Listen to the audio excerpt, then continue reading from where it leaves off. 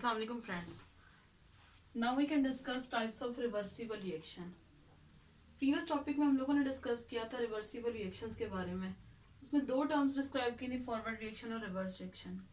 अब हम देखेंगे फॉरवर्ड रिएक्शन क्या होता है, रिवर्स रिएक्शन क्या होता है। फॉरवर्ड रिएक्शन हम सिंपली कहते हैं the reaction in which reactants they can be changed into products, कि वो रिएक्शन जिसमें रिएक्टेंट जो है बनाते हैं प्रोडक्ट। रिवर्स की बात करें तो products they can be change into reactants, कि वो रिएक्शन जिसके अंदर प्रोडक्ट्स हैं वो अगेन रिएक्टेंट में चेंज हो सके। या सिंपली हम कहते हैं return from the left to right side, कि हमेशा जो रिएक्शन रिएक्टेंट से प्रोडक्ट में चेंज होगा तो we can say they can move from left to right. और रिवर्स की बात की जाए तो इसका मतलब है कि रिएक्शन जो है वापस आता है, तो they can be return from the right to left direction, कि रिएक्शन जो है वो रिएक्टेंट से जब प्रोडक्ट बनाएगा तो फॉरवर्ड डायरेक्शन कहा जाता है, और अगर राइट से लेफ्ट की तरफ मूव करेगा या प्रोडक्ट से रिएक्टेंट बनाएगा तो we can say this is the reverse reaction.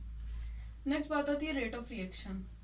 अब रेट ऑफ रिएक्शन की बात की जाए फॉरवर्ड और रिवर्स बोथ केसेस के अंदर, तो जैसे ही फॉरवर्ड रिएक्शन जो है स्टार्ट होता है दे कैन बी वेरी फास्ट।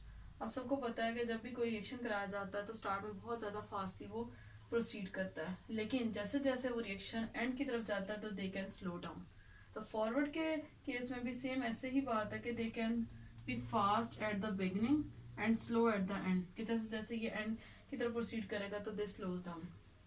लेकिन जब रिवर्स की बात करेंगे तो अपोजिट केस है, कि रिवर्स रिएक्शन जो है वो प्रोडक्ट से रिएक्टेंट की तरफ मूव कर रहा है, तो इसमें क्या होगा, बेसिकली डिकम्पोजिशन होगी, और डिकम्पोजिशन के दौरान क्या होगा, स्लो रेट ऑफ रिएक्शन, या simply they can slow in the beginning. Next आती है बात, जैसे ही ये एंड की तरफ प्रोसीड करेगा टोटली डिकम्पोजिशन हो जाएगी, इस वजह से रिएक्शन कहते हैं कि they can be fast at the end. Simple example ले लेते हैं, calcium oxide they can be combined with carbon dioxide and they can be change into calcium carbonate. अब कैल्शियम कार्बोनेट में जब ये चेंज होगा तो these are the reactants. Reactant जो है कैल्शियम ऑक्साइड और कार्बन डाइऑक्साइड, लेकिन जब बनने वाला प्रोडक्ट है this is a calcium carbonate.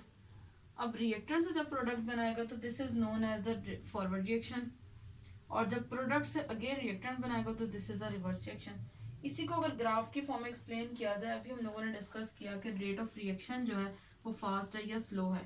इसकी बेस पे देखा जाए, अगर हम लोग ग्राफ प्लॉट करें, एक्स एक्सिस पे हम लोग टाइम और इसके डिपेंडेंट हमारे पास concentration of reaction on the Y axis. जैसे ही हमारे पास कैल्शियम ऑक्साइड कार्बन डाइऑक्साइड के साथ कंबाइन करता है तो this reaction is very fast, mean concentration बहुत तेजी से इंक्रीज करती है, और एक ऐसा टाइम आता है कि कंसंट्रेशन इंक्रीज करती हुई डिक्रीज होती जाती है, स्लो डाउन हो जाती है।